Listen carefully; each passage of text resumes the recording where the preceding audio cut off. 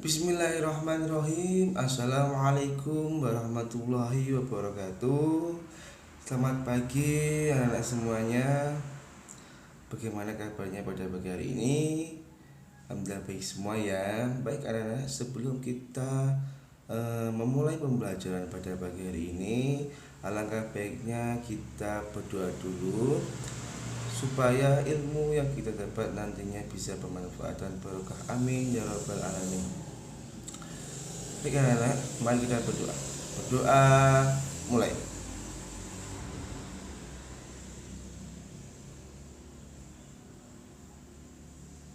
Berdoa selesai. Baik anak-anak, untuk sebelumnya untuk pertemuan hari ini Bapak absen dulu ya. Oke, untuk hari ini apakah ada yang sakit atau ada yang izin? Semua. Oke, baik, alhamdulillah. Oke anak-anak, untuk pertemuan pada pagi hari ini kita akan mempelajari materi mengenai hukum kolom, medan listrik, dan beda potensial energi listrik ya. Nah, kan sebelumnya kita sudah mempelajari materi mengenai muatan listrik ya. Nah, yang di dalamnya itu ada mengenai pengertian listrik statis itu sendiri apa, kemudian pengertian atom, kemudian gejala listrik statis dalam kehidupan sehari itu apa saja ya, kemudian bagaimana caranya memberikan muatan listrik itu pada benda itu bagaimana, kemudian interaksi yang sejenis dan tidak sejenis itu bagaimana, dan juga prinsip gejala listrik itu bagaimana ya. Nah, tapi untuk hari ini kita akan melanjutkan ya, yaitu materinya mengenai hukum kolom, kemudian medan listrik, dan beda potensial energi listrik ya. Baik anak-anak, sebelum kita masuk ke materi, Bapak akan membacakan tujuan pembelajaran pada pagi hari ini ya. Tujuan pembelajaran pada pagi hari ini yang pertama yaitu menjelaskan faktor-faktor yang mempengaruhi besar gaya kolom dua muatan listrik. Kemudian yang kedua, menghitung besarnya gaya kolom dua muatan listrik. Kemudian yang ketiga, menganalisis interaksi dua benda bermuatan karena pengaruh jarak. Kemudian yang keempat, menganalisis beda potensial dua benda bermuatan. Kemudian yang kelima, menghitung besar medan listrik, dan yang terakhir yaitu menghitung beda potensial ya. Oke, baik, sebelum kita mulai, apa yang dapat menarik potongan kertas oleh penari plastik itu ya, nanti kaitannya tuh dengan materi yang kita akan bahas pada pagi hari ini ya. Supaya kalian lebih paham lagi dan lebih jelasnya lagi, Bapak akan menanyakan materi pembelajaran pada pagi hari ini ya. Oke. Nah, yang pertama, hukum kolom. Nah, ini ada gambar ya. Apabila ada dua muatan listrik ya, di sini kan muatannya itu sejenis ya. Q1 nya itu bermuatan positif, kemudian Q2 nya juga bermuatan positif. Nah, apabila muatan keduanya ini yang sejenis ini itu didekatkan, maka hasilnya itu akan tolak menolak. Nah, besarnya gaya tolak ini akan sebanding dengan besarnya Q1, Q2, dan juga akan dipengaruhi oleh R, ya. Dan nah, kita lihat apabila yang muatannya itu tidak sejenis, ya, Q1 itu bermuatan positif, Q2 bermuatan negatif. Nah, apabila didekatkan pasti akan tarik menarik. Karena apa? Karena muatannya tidak sejenis, ya. Ini sama juga besarnya gaya tarik itu juga dipengaruhi oleh besarnya Q1, besarnya Q2 dan besarnya N, ya. Paham ya dari sini, ya? Apakah ada yang ditanyakan? Oke, kalau nggak ada Bapak lanjut, ya. Nah, besar gaya tarik atau tolak antara muatan sebanding dengan besar muatan masing-masing dan berbanding terbalik dengan kuadrat kedua muatan. Nah, sehingga dapat ditulis ya secara matematis, yaitu persamaannya F sama dengan K Q1 kali Q2 dibagi R kuadrat. F itu adalah gaya Coulomb dengan satuannya Newton, dan Q itu adalah muatan, satuannya Coulomb, kemudian R itu jarak, ya, satuannya meter, kemudian K kecepatan. 9 kali 10 pangkat 2 Newton meter kuadrat per Coulomb kuadrat, ya. Nah, ini ada contoh soal mengenai hukum Coulomb, ya. Nih, dua buah muatan masing-masing Q1 sama dengan 6 mikrocoulomb dan Q2 sama dengan 12 mikrocoulomb terpisah sejauh 30 cm. Tentukan besar gaya yang terjadi antara dua buah muatan tersebut, ya, gunakan tetapan K. Ya, tetapannya itu 9 kali 10 pangkat 2 Newton meter kuadrat per Coulomb kuadrat dalam kita mulai pembahasannya, ya. Oke. Nah, yang pertama, tuliskan dulu apa yang diketahui, ya. Yang diketahui yaitu Q1 sama dengan 6 mikrocoulomb. Nah, mikrocoulomb ini kita ubah dulu ke satuan coulomb, ya. Jadi 6 kali 10 pangkat 6 coulomb. Dan yang kedua 12 mikrocoulomb sama dengan 12 kali 10 pangkat 6 coulomb. Kemudian yang R itu 30 cm. Ya, ini diubah ke meter jadi 0,3 meter. Kemudian ini dipangkatkan jadi 3 kali 10 min 1 meter. Kemudian K, ya, K sama dengan ketetapannya ini 9 kali 10 pangkat 2 Newton meter kuadrat per Coulomb kuadrat. Nah, yang ditanyakan apa? Yang ditanyakan itu adalah F. Nah, maka langsung kita jawab. Nah, ini yang pertama kita tulis dulu rumusnya, ya. F sama dengan Q1 kali Q2 dibagi R kuadrat. F sama dengan 9 kali 10 pangkat 9, ya, 6 kali 10 pangkat 6 pangkat min 6 kemudian dikali 12 kali 10 pangkat min 6. Nah, ini 6 kali 10 pangkat min 6 nya ini apa? Q1. Yang 12 nya itu adalah Q2 dibagi R. 3 kali 10 min 1, jangan lupa digulung, ya. Nah, kemudian kuadrat 2. Ya, kalau kenapa kok perlu 2? Karena di rumusnya itu kan bilangan pangkat ke kuadrat, ya. Jadi sama dengan F sama dengan 9 kali 6 kali 12 kali 10 pangkat 9 min 6 pangkat min 6 pangkat min 6. Nah, ini yang bilangan biasa ditulis dulu ya. Ini 9, 6, 12.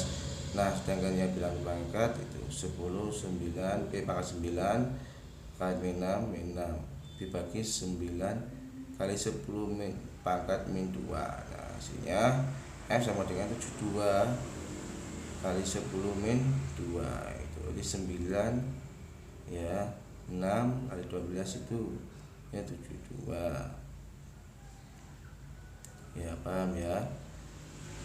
Dan per 10 pangkat min 2 hasilnya 72 kali 10 pangkat min 3 10 min 2 sama dengan 72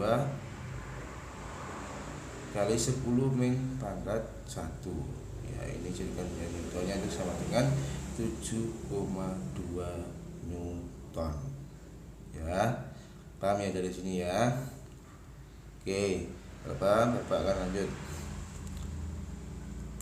Nah, kemudian yang kedua yaitu mengenai medan listrik.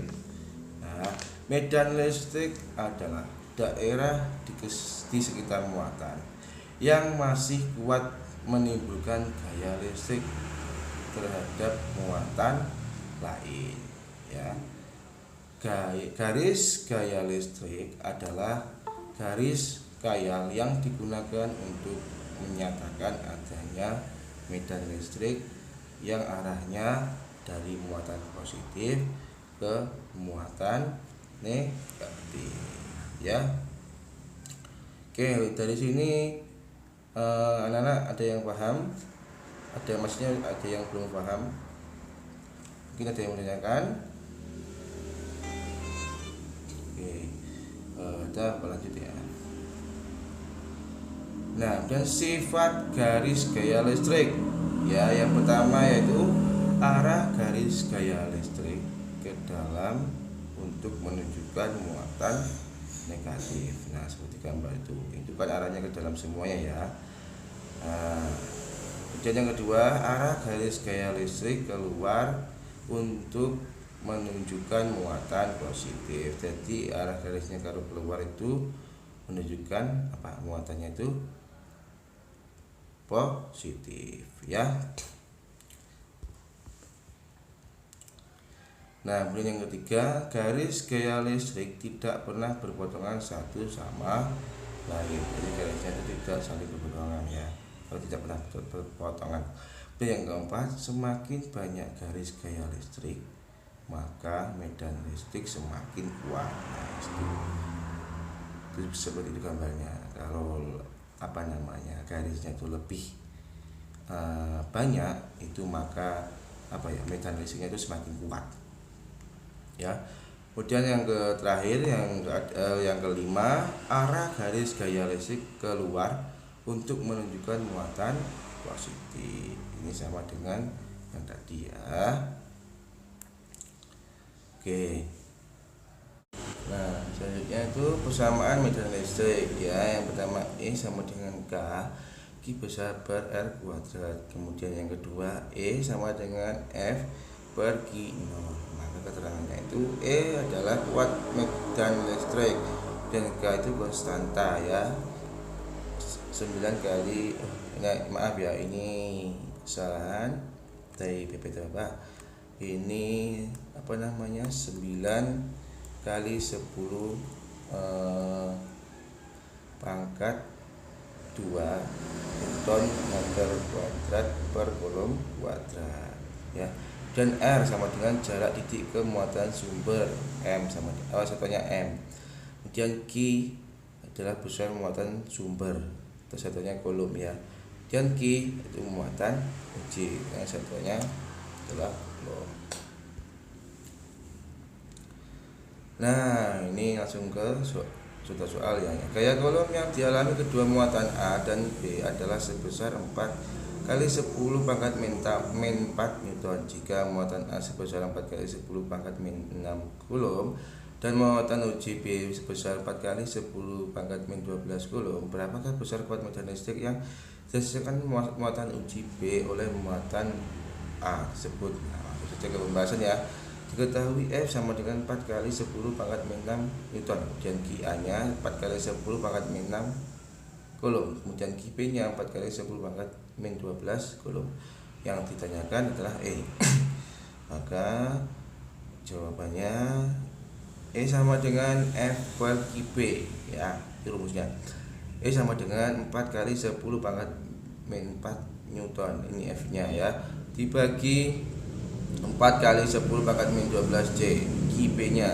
Maka hasilnya E sama dengan 1 kali 10 pangkat 8 Newton per Coulomb, atau bisa ditulis dengan 10 pangkat 8 Newton per Coulomb. Nah, jadi besar kuat medan listrik yang ditimbulkan oleh muatan A dan terhadap muatan B itu adalah 10 pangkat 8 Newton per Coulomb, ya. Oke. Baik, untuk dari sini mungkin ada yang ditanyakan. Kalau nggak ada, Bapak akan lanjutkan ya. Oke, lanjut. Nah, ini kita masuk ke materi beda potensial listrik, ya. Orang yang pertama kali menyatakan bahwa petir terjadi akibat adanya gejala listrik itu adalah Benjamin Franklin, seperti profil gambar pada profil tersebut, ya. Itu namanya Benjamin Franklin. Nah, menurutnya petir adalah kilatan cahaya yang muncul akibat perpindahan muatan negatif atau elektron antara awan dan awan, atau antara awan dan bumi, ya.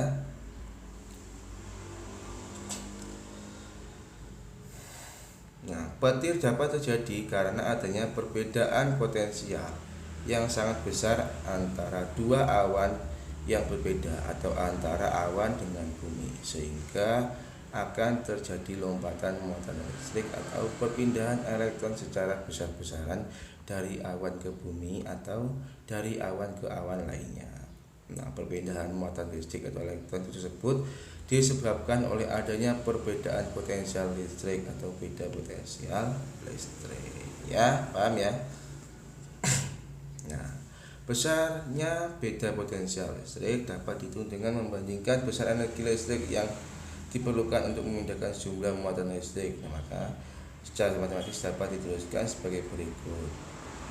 Nah, ini hilang ya, maaf ya. Ini rumusnya yang benar adalah delta V sama dengan W per Q, ya, maaf ya. Hilang apa pokoknya, ya. Jadi rumusnya delta V sama dengan W per Q. Nah, maka keterangannya itu delta V adalah beda potensial listrik, satuannya volt. Kemudian W energi listrik, satuannya joule. Dan Q sama adalah muatan listrik, satuannya Coulomb. Nah, dan potensial tinggi dan potensial rendah, ya. Potensial apa namanya? Potensial tinggi itu apa? Yang arahnya itu yang bermuatan positif. Kemudian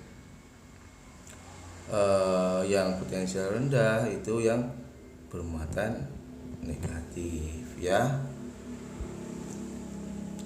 Nah, dan langsung saja ke contoh soal. Berapakah beda potensial kutub-kutub baterai sebuah rangkaian jika baterai tersebut membutuhkan energi sebesar 60 Joule untuk memindahkan muatan sebesar 20 Joule? Maka diketahui W sama dengan 60 Joule, kemudian Q-nya 20 Coulomb. Oh, ini maaf ya, ini seharusnya Coulomb, ya. Yang tadi yang muatannya memindahkan muatannya itu apa namanya, satuannya Coulomb, ya. Yang ditanyakan adalah delta V, beda potensialnya. Maka jawab adalah delta V sama dengan W per Q, ya, sama dengan W nya itu adalah tadi 60, Q nya adalah 20. Jadi 60 dibagi 20 sama dengan 3 volt. Nah, jadi beda potensial apa namanya tadi, kutub-kutub baterai itu rangkaiannya disebut adalah 3V, ya. Oke, paham kan dari sini? Mungkin ada yang mau ditanyakan? Baik.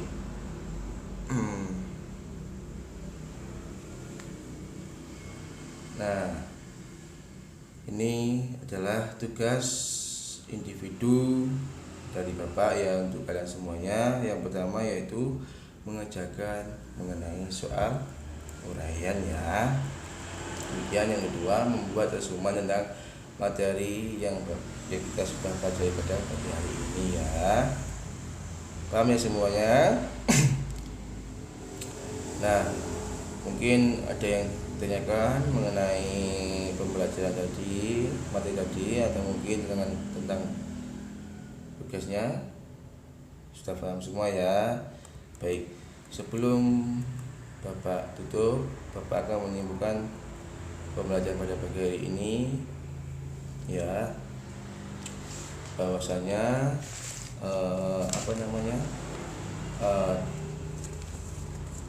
apabila ada dua pemuatan listrik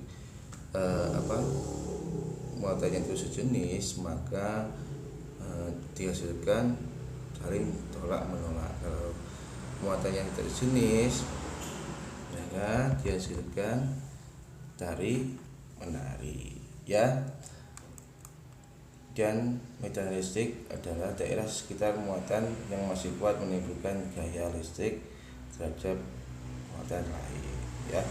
Dan garis gaya listrik adalah garis gaya yang digunakan untuk menyatakan adanya medan listrik yang arahnya dari muatan positif ke muatan negatif ya.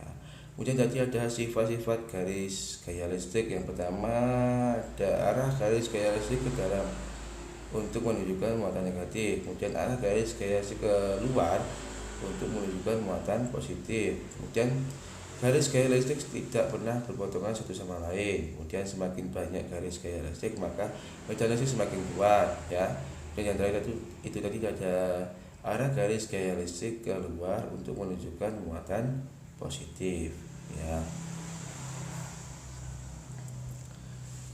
Dan beda potensial. Nah, beda potensial itu yang orang yang pertama kali menyatakan bahwa petir itu terjadi akibat adanya gejala listrik itu siapa namanya tadi?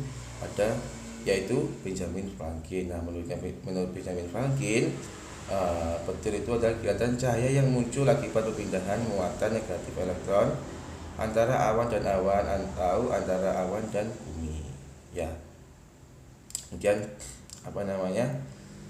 petir itu dapat terjadi karena adanya perbedaan potensial yang sangat besar antara dua awan yang berbeda atau awan dengan bumi, sehingga dapat terjadi lompatan muatan listrik atau perpindahan elektron secara besar-besaran dari awan ke bumi atau dari awan ke awan lainnya. Nah, perpindahan muatan listrik elektron tersebut disebabkan oleh adanya perbedaan potensial listrik ya. Baik, sebelum Bapak akhiri, untuk anak-anakku semuanya, jangan lupa belajar, tetap belajar, semangat belajarnya, jangan kemana-mana, jangan bermain kemana-mana, tetap di rumah, jaga kesehatan ya, jaga pola makan, kemudian jaga belajarnya, maksudnya harus belajar, jangan bermain saja ya. Baik, sebelum Bapak akhiri pembelajaran pada pagi hari ini, langkah baiknya kita berdoa terlebih dahulu ya, supaya ilmu yang kita dapat hari ini bisa bermanfaat dan berkah. Amin ya rabbal alamin. Baik, berdoa mulai.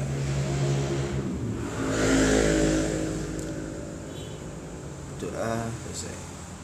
Baik, sekian. Terima kasih. Wassalamualaikum warahmatullahi